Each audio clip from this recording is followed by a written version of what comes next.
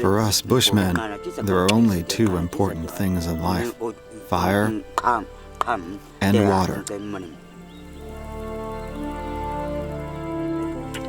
Water, the blue gold beneath the sands. In Namibia, in the Kalahari Desert, where this natural resource is scarce, finding it is the privilege of a happy few.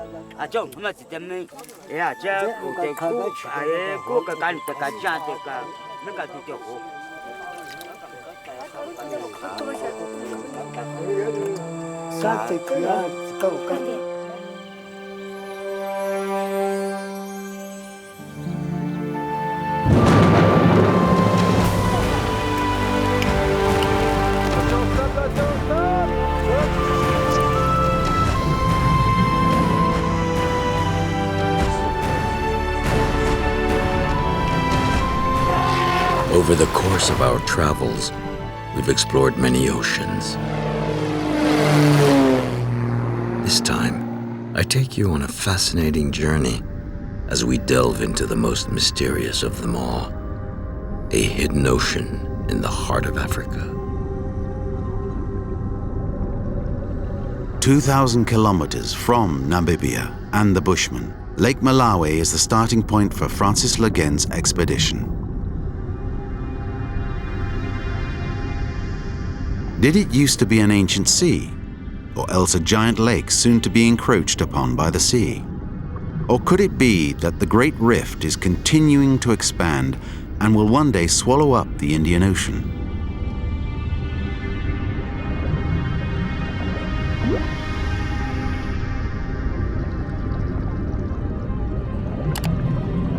To the north, a huge geological fracture cuts across the Red Sea, carving out the Rift Valley.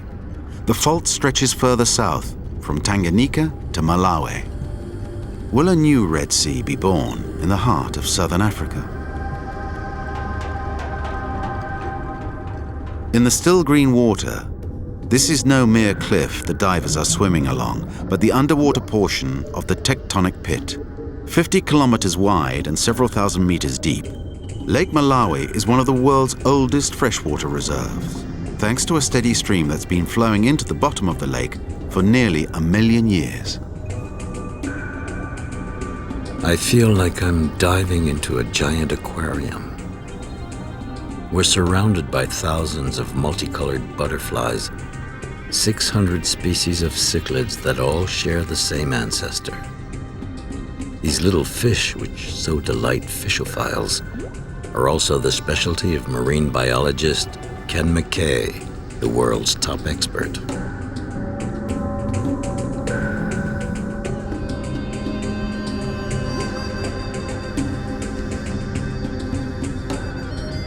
This endemic species is highly diverse.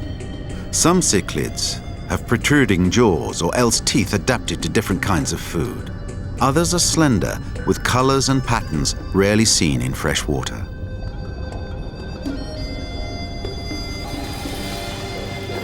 There you go, John. What incredible colors! Beautiful, aren't they? Why did you catch this fish? We're catching these fish to take back to the village to show the little kids the beautiful fish that occur out here. For education mainly? Yeah. You made a lot of study about it, eh? Yes, yes. Okay, let's go.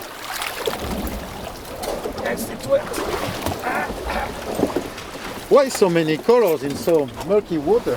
Is it a question of sexual attraction or? Yes, the females like the prettiest, sexiest fish, very much like in birds. So the brighter color you are, the more likely the females are going to come to you. So, the female low.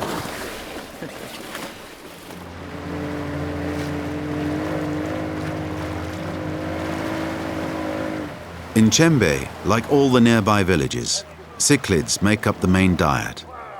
But it's important to avoid depleting the fish population.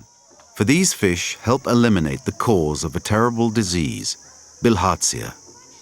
The cichlids feed on small snails that carry a parasite which attacks the human immune system. To maintain ecological balance and public health, Kenneth encourages the reproduction and farming of fish in ponds near the lake. They eat all of these fish. In Lake Malawi, they should be able to catch 70,000 tons worth of fish.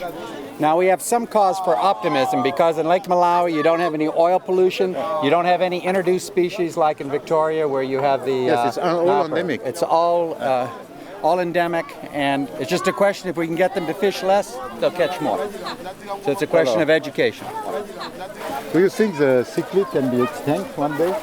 Hopefully not. If properly managed, there's no reason why it shouldn't provide a lot of food and continue to exist. Of course, you know, when the Rift Valley does split, this is going to be an ocean. So someday they will be gone, but hopefully yes, not. But not really now. But not in the near future. But if they introduce species, if they get oil pollution, then it could be a catastrophe. Well, what happened was they knocked the numbers down, but not to extinction. So what we're hoping to do is that they'll come back, eat the snails, and get rid of the disease. That's the hope. And these people, they listen, they know the problem, and they trust you, or not at all? Well, it takes a while, but we have a good Malawian team. Everybody who works with us works here in Chembe village. They're all part of the people. It's their job to communicate. So there is hope. There's always hope. Oh.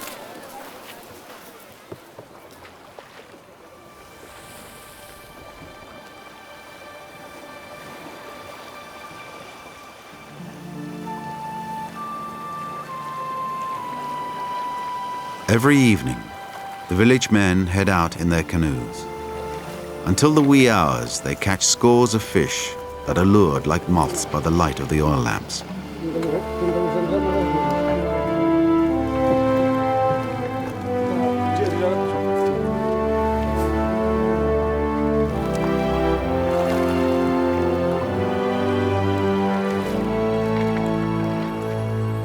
This is the third largest lake in Africa.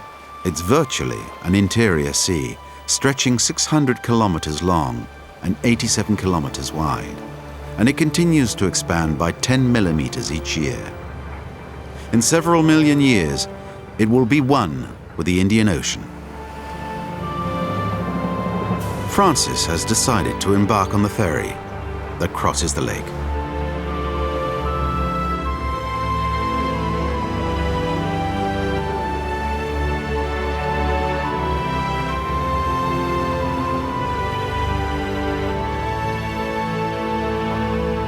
On board the Ilala, as we head to check out the rift in the southern part of the lake, I meet Mr. Brake, an old wise man who tells me the curious story of the ghost ship.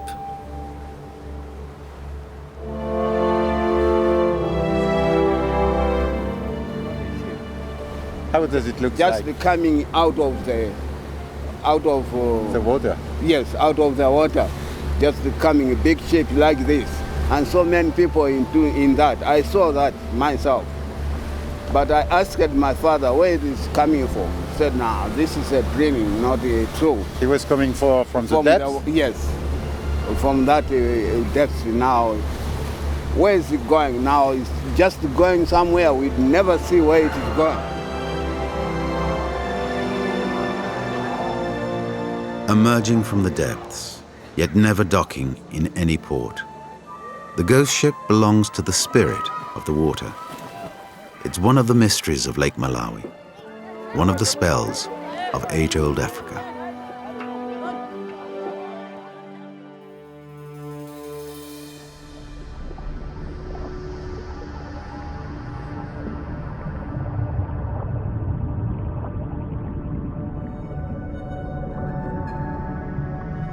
In these emerald waters, it's hard to tell anymore if we're still in fresh water or else in the sea.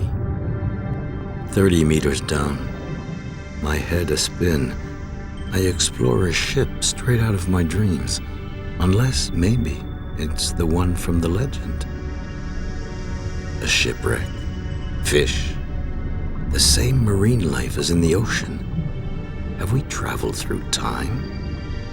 Could I already be in the depths of the Trans-African Sea? Between myth and reality, in the dizzying depths, I swim past the sunken gangways, the wheelhouse with its scaly crew, the stem enveloped in watery mist, the frozen rudder of this captainless ship. In my mind's eye, I watch the electric fish and silurids wage a merciless war in the darkness of the phantom chambers. And I recall Mr. Brake's tales, the huge underground river flowing across Africa, linking the waters of Tanganyika with those of Malawi, Zambezi, or even beyond.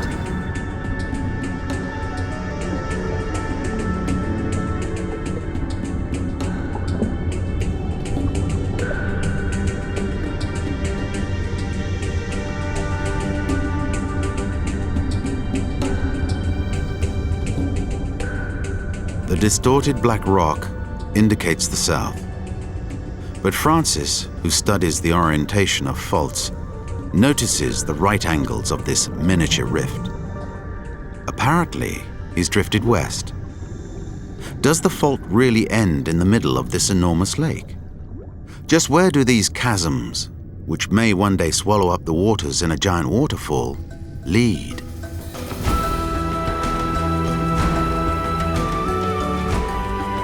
In fact, it's in the west that the Zambezi River, the border between Zambia and Zimbabwe, offers an extraordinary natural phenomenon: Victoria Falls.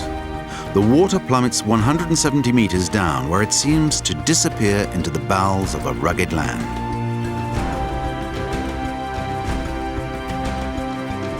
Here, the rift splits into two branches, one that continues south and the other that veers west towards Botswana and the Okavango. It's the only river in the world that doesn't flow into the sea, but empties on the sand where the water evaporates on the fringes of the Kalahari. This is one of the driest deserts in the world. Francis thinks the rift continues and that the water doesn't disappear into the atmosphere. The crew decides to move in for a closer look.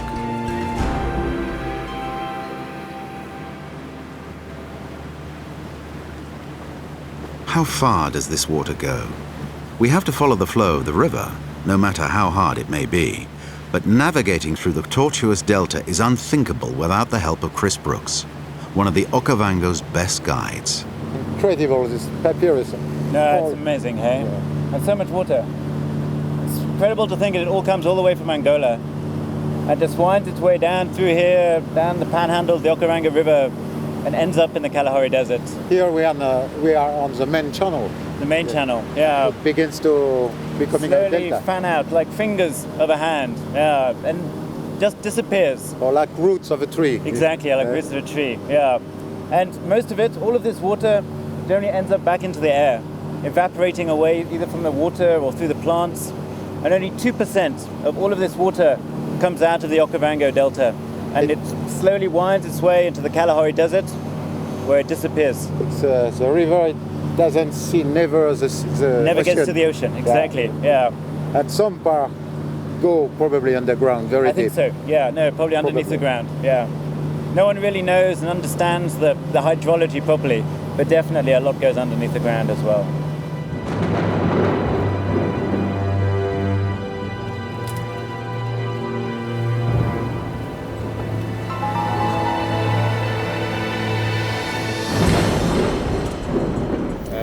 Look, if it rains, I'm going to put the tarpaulin on this side, and then we'll just try to make protection from one side.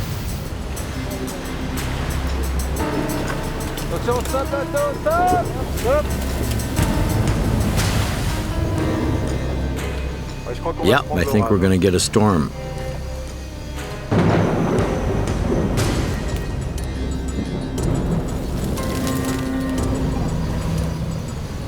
In theory, crocodiles don't naturally attack boats, but hippopotamuses wandering through the papyrus do. If they feel threatened, they can tip the boat over, no problem. These are caterpillars, these sticky things falling on our heads, poisonous caterpillars. My finger's swollen up like a sausage. with the caterpillars and the little black bugs. And with the rain, we're going to get a different ecosystem. Are we going to make it this evening? No, we'll definitely make it this evening. Yeah.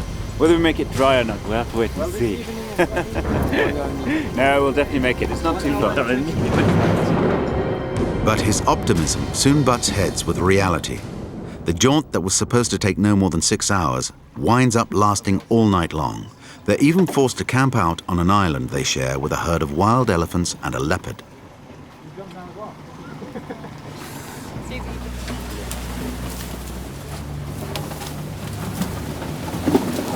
The crew's off again, but there's still trouble because the papyrus has blocked the channels and the boats are slowed down by the weight of the equipment needed for the expedition.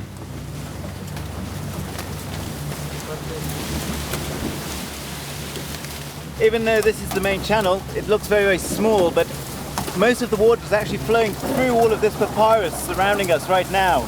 This papyrus is a floating bed of vegetation, and the water actually flows underneath it as well.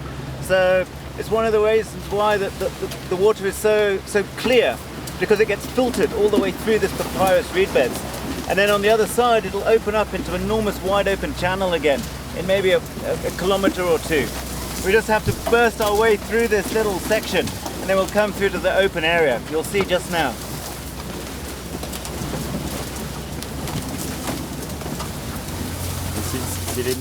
These are the same papyrus as in Malawi. You feel like you're in a car wash. The problem is I never see these blows coming.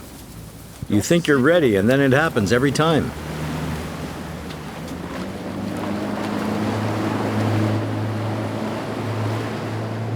It almost adds to it.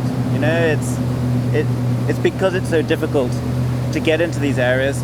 It's why it's still so remote and still so wild and untouched by people. So, and you have to have a bit of rough with the smooth. Finally, the crew reaches the start of the huge Okavango Delta. This is home to the Nile crocodile, a fearsome creature which lives in an area 12 times bigger than the city of New York.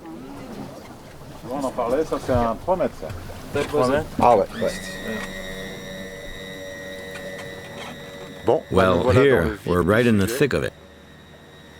And you see what I was saying? They could be anywhere under the boat. And look out for the ones on the surface, too. Don't leave your leg or hand or whatever else dangling overboard. But the crew's determined to get in the water to study this part of the delta. If you get bit, no matter where or how much it hurts, the only thing to do is to grab hold of the crocodile, with your legs, for example. Because what it's going to try and do is turn around as fast as it can to bite off a limb, to drag you under and drown its prey. So if you latch onto the crocodile's body, you turn with it, meanwhile making sure not to lose hold. And you have to immediately reach your hand in, stick your entire arm into its mouth and open the vent at the back, which will make it drown. Then it will immediately let go and back off. So good luck. Obviously, we're going to avoid this type of thing. Juveniles are bright black and yellow, and the adults are greenish gray, so you know right away what you're dealing with. Because if it's foggy and you catch a glimpse of a tail, you can't really tell.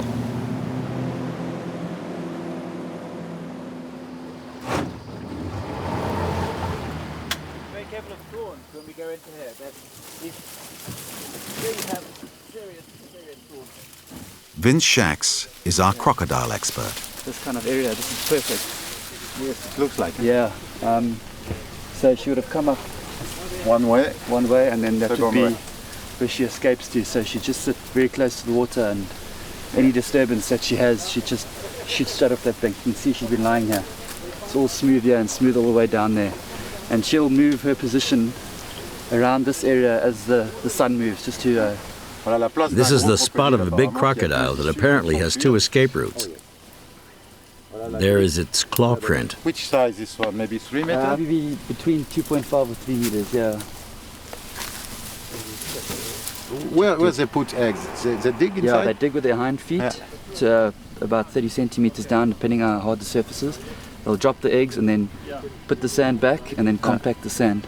And I suppose it's very dangerous to approach in nesting season. It is, no, it is definitely. It depends also what system it's in. In this system, for instance, they're very scared of or wary of humans. So as soon as the humans come, the tendency is for them to get away than to defend the nest. Unfortunately. Nesting season. That's going to be our main problem. Yeah.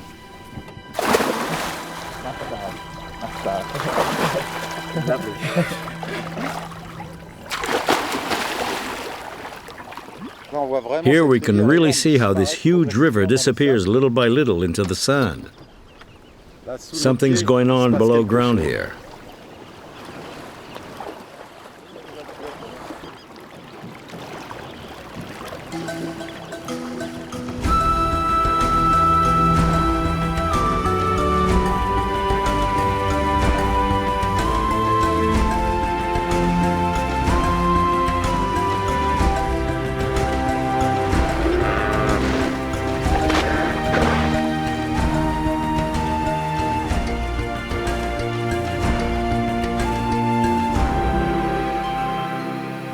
So where can we meet crocodile here? I suppose this tree? Yeah, anything with structure, so like that tree there, that's somewhere where you could come out into land.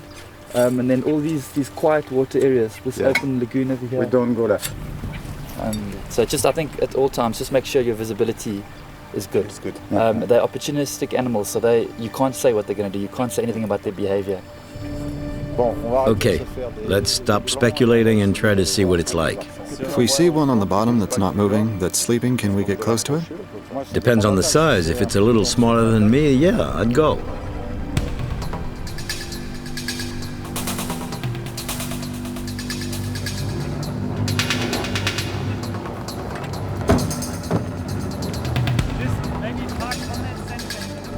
Underwater visibility is only 1 meter. To minimize risk, only Francis and René, the cameraman, take to the water with their diving suits, while Rainer and Gerald keep an eye out for crocodiles.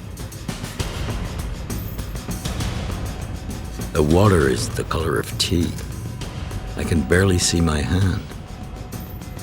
Everywhere around us, there is blonde sand. It's rippled from the aquatic breeze like some underwater desert. How deep below these underwater dunes will we find the faults that our radar recently detected? I know there are crocodiles lying in wait for us, but we'll never see one in this murky water, and that increases the sense of danger. All we can make out are the neon fish. So close.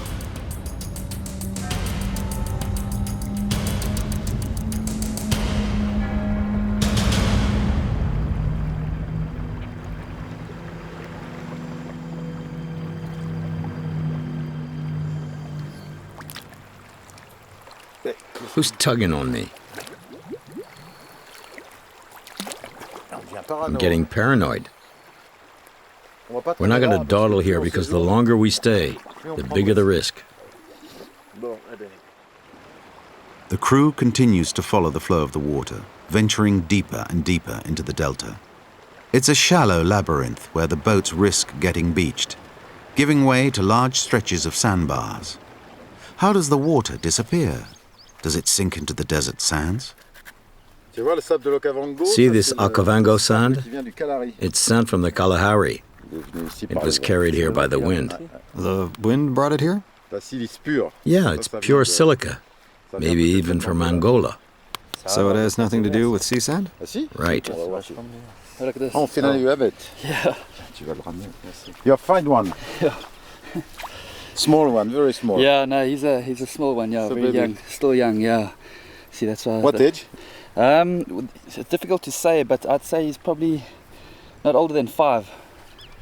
It's very, very old animal anyway. Prehistoric. It's like a dinosaur. Prehistoric. Yeah. Sometimes they don't eat anything during That's a right, long yeah. time. Yeah, that's right. If there aren't enough resources, or if there's an event like a drought where there is no food available, then they can go up to a year without eating. A year, really? Yeah. It's incredible. So, yeah, no, that's the reason why they're still around, I suppose.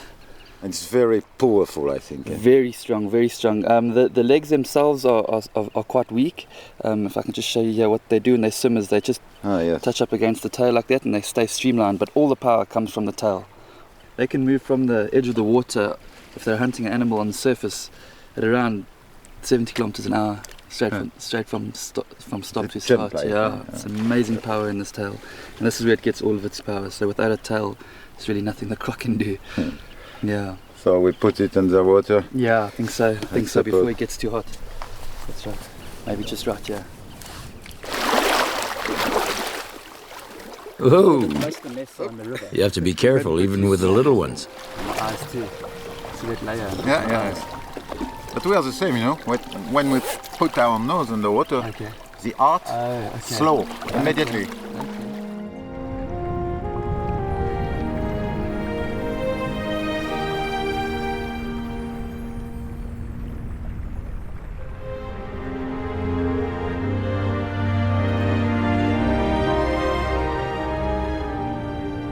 The Okavango Delta is an Eden for the wildlife that come to drink here during the dry season.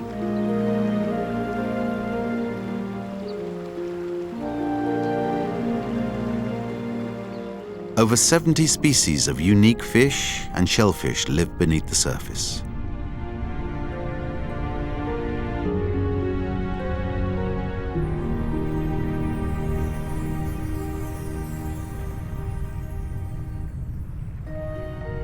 In these tannic waters, which owe their color to the acid decomposition of the papyrus, freshwater crabs cohabitate with armies of catfish.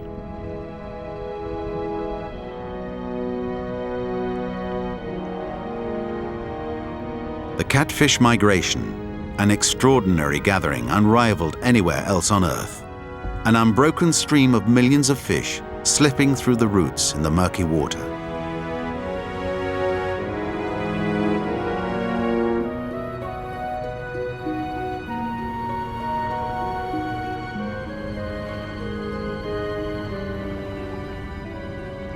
The Okavango Delta is constantly being remodeled by unexpected architects. Hippopotami, which open up new water channels through the papyrus, and anthills where the sediment accumulates to create islets.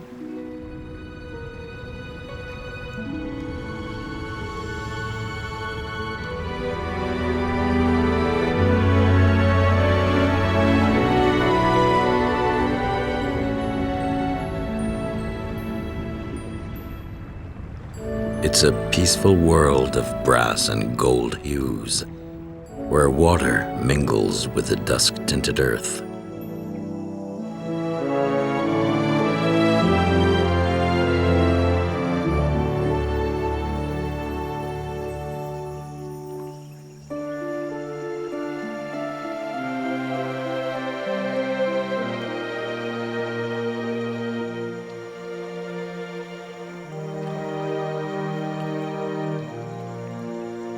It's amazing. It's the largest inland delta in Africa, but all of this water used to go to the Indian Ocean. Yes, must be. And now it just dies slowly into the Kalahari Desert. But many, many millions of years ago, a whole series of rifts, cracks in the Earth's crust suddenly appeared in this region. And what happened was that it stopped the flow of the Okavango River getting out towards the Indian Ocean. But it wasn't just one fault line, it was a whole series of them. If you imagine the rivers flowing along, there were two fault lines all of a sudden. And they were close together so that the area fell down into the ground. So the water was trapped? Exactly, it fell into this big depression and forming initially a lake, Lake Okavango, filling this whole place. But slowly the sediment started to increase and build up until now you've got this flat haven. All of this water, most of it, 98%, goes back up into the atmosphere and forms these clouds around us. And maybe a part of it go in the ground. Absolutely, very likely. Part of it going up into the underground rift beneath us, yeah. But it's a magical system. Untouched, pristine, and just moving through like this on these makoros, it's beautiful, very tranquil. Peaceful place, it's a strange feeling. Yeah, absolutely. To be alone with only some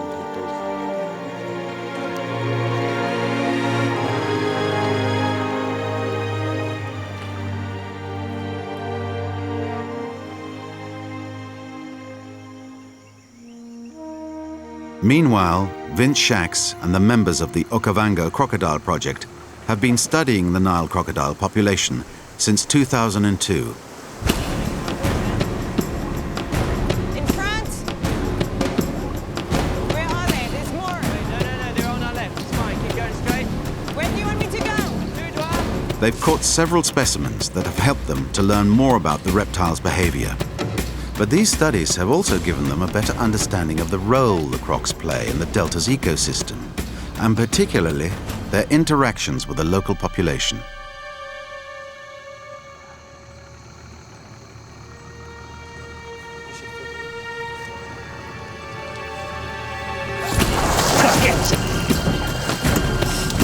Hold on to my camera.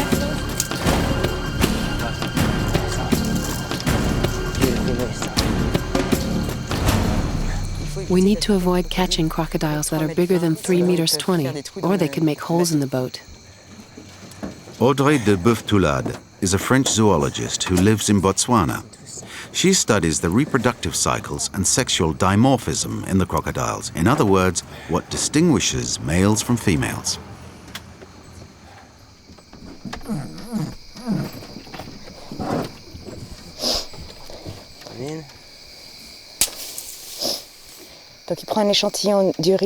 He's taking a urine sample with a catheter that squeezes the bladder.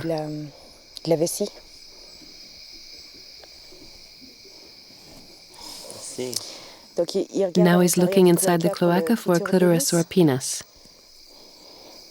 It's a male. It's a male. Okay, let's take the body temperature now. Okay, 26.5. Body temperature. Needle in. She did. She just got like a whole spinning section. Is 86.4. This crocodile is 1 meter 67 long. Okay, 1, 2, 3.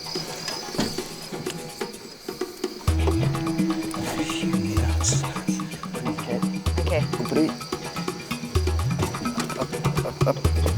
Okay.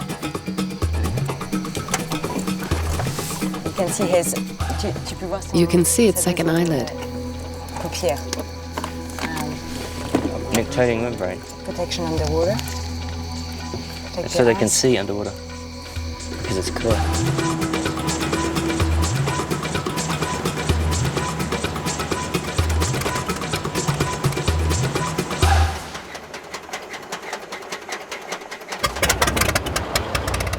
It's time to leave Chris and Vince to carry on with their inventory. Francis Leguen has decided to lead the crew to the southern reaches of the delta, where the water has completely disappeared. He's going to meet up with his friend Randall Moore at the Abu Camp Reserve. Moore has promised him a big surprise.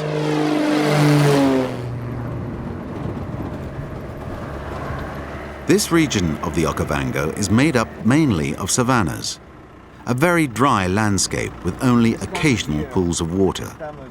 This is where what we think of as Africa's typical wildlife lives. Randall Moore is a colourful personality who's lived in the Delta for 20 years. He has two passions, cigars and elephants.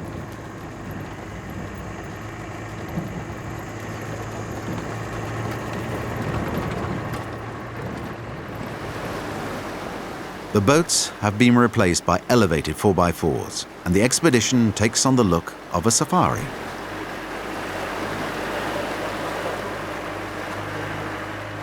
Randall's developed a program that reintroduces elephants formerly living in captivity into the wild. His charges cool off each day at the very spot where the delta waters disappear.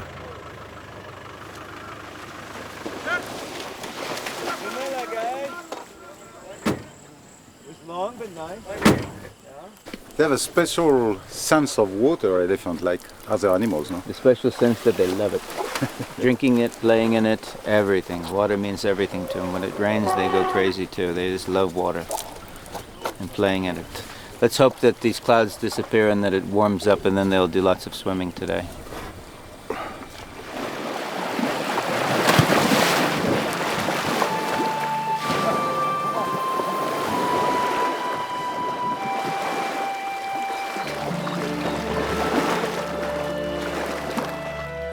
René doesn't want to miss this rare occasion to film elephants underwater, despite the risks that entails.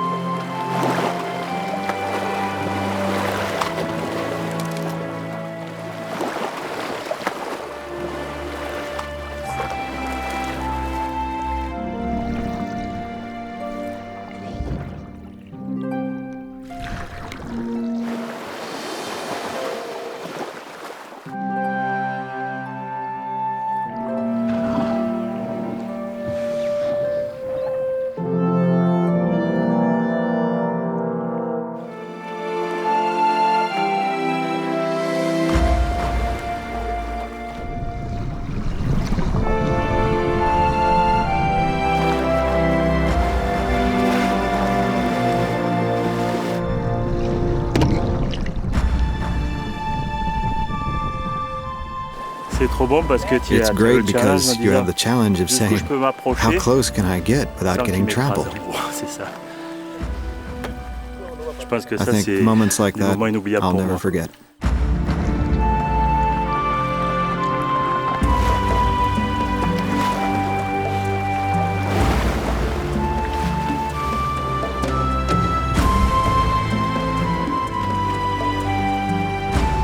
Very sweet little female. Okay. Tell me when you're ready.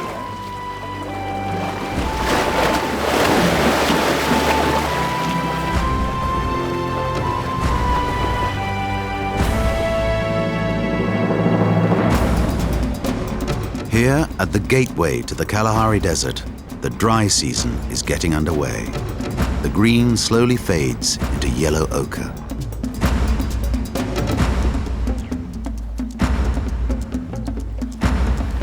The final pools shrink and the river becomes land.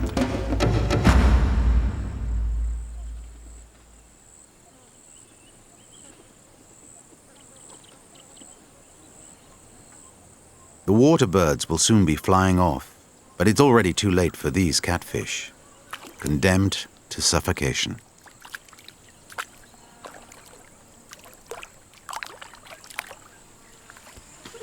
The animals are going to have to find other water sources elsewhere. It's the start of a long migration. Part of the delta's water evaporates into the atmosphere. But what about the water that disappears into the earth, sucked down into the rift? The answer might be found in Namibia, in the prolongation of the fault that runs beneath the delta, on the other side of the Botswanian border.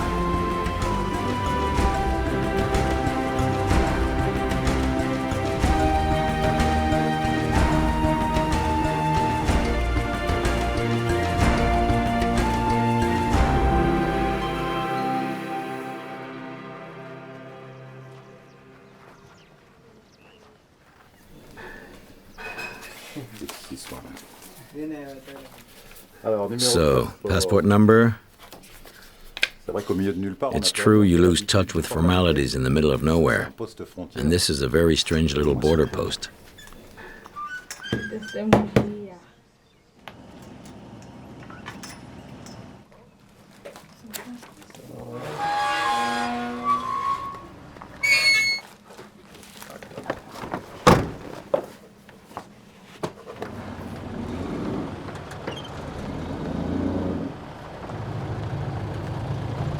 Bye.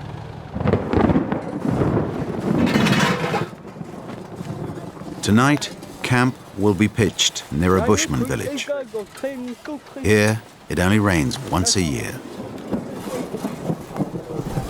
So it ran only a few days. Few days, then you stop again. And we come. Yes.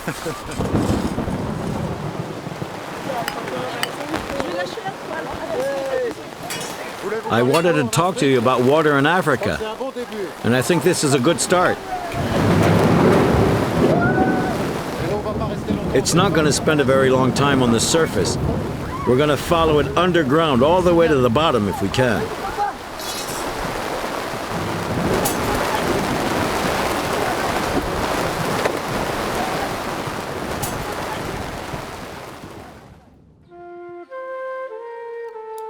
These Bushmen belong to the San ethnic group, the most ancient people of Africa. These populations have survived in the desert under extreme conditions. They've managed to maintain an exceptional relationship with nature. They've adapted to one of the most hostile of environments.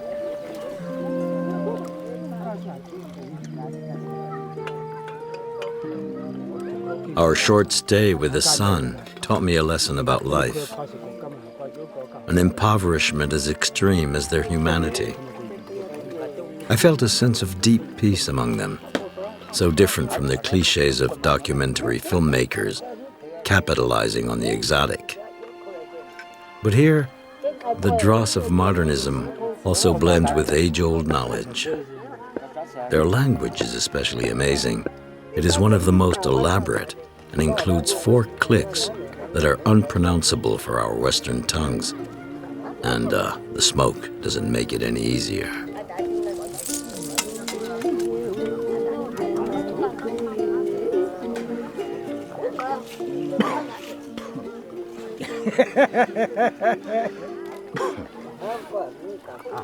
The San are hunter-gatherers, known for their hunting strategies.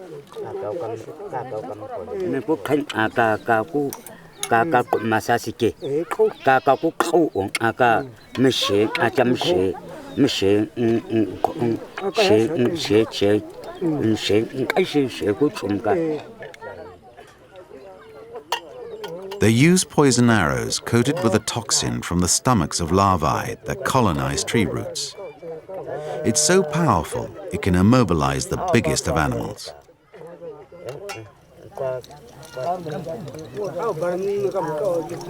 Samora, can you ask to the chief, how do you manage to find water now? Because it's very rare here.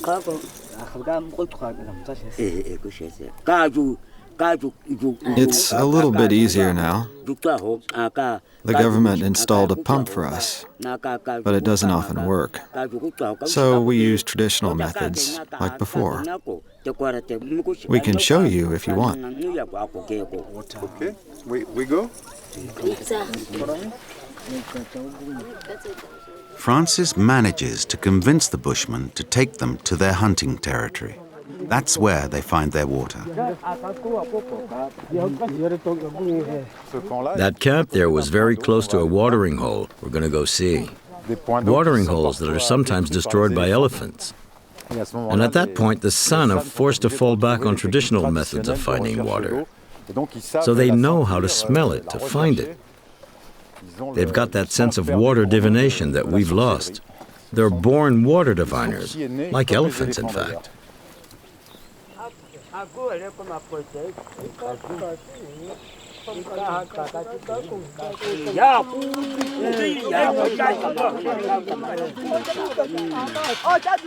Nothing comes out of the pump anymore. It's magic when it works. Is the elephant to push it? Yes, it's the elephant, the one who push it. He nearly wanted to break it. But when you see that the pipe it still have water and it flush somewhere there out, he leave that solar, he come and remove the pipes. He throw them over here.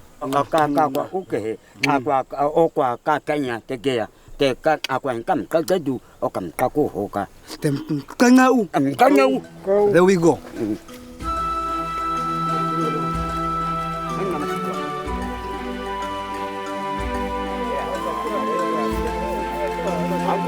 I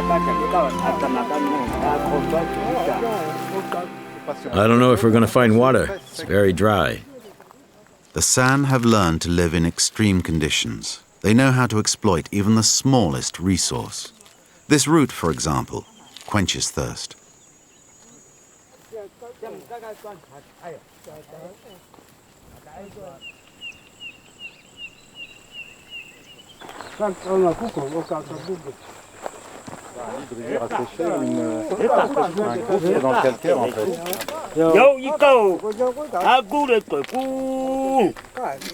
It's a source.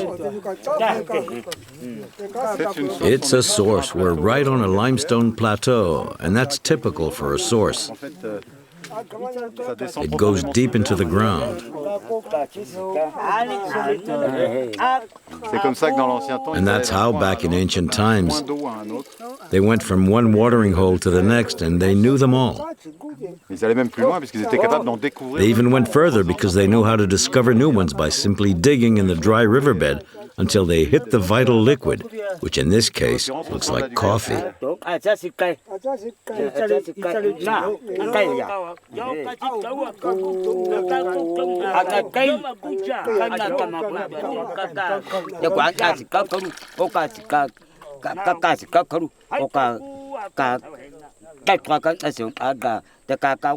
The chief explains to Francis how everyone in the village is convinced that the arrival of the foreigners has released the water from heaven.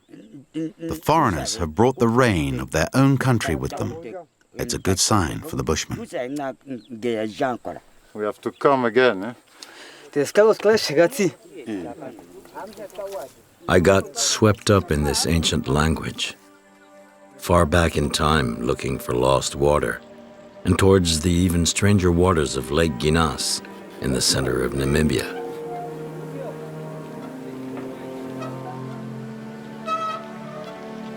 The giant chasm, over 120 meters deep, awaits the divers.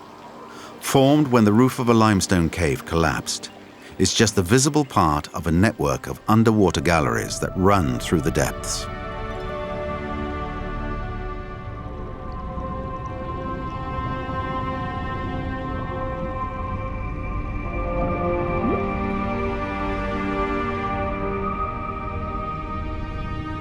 The divers penetrate into a crystal ball. It's a strange, upside-down world, dangerous and fascinating. Amid schools of fish, Francis discovers stalactites. But closer study reveals that they're really metallic lodes, exposed by the acidic water.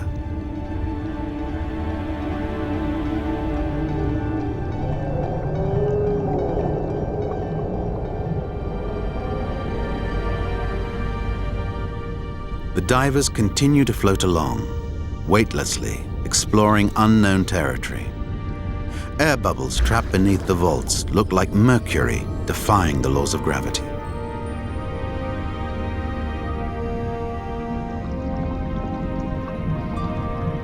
The underwater walls shine in the light of the diving lamps.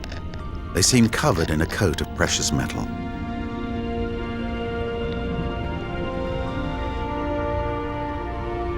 It's a dive into a whole different world. Nothing here looks like anything we've ever seen before. And that includes the marine life. The lake is home to a species found nowhere else on Earth. Another cichlid, the distant cousin of those in Lake Malawi. How did it get here?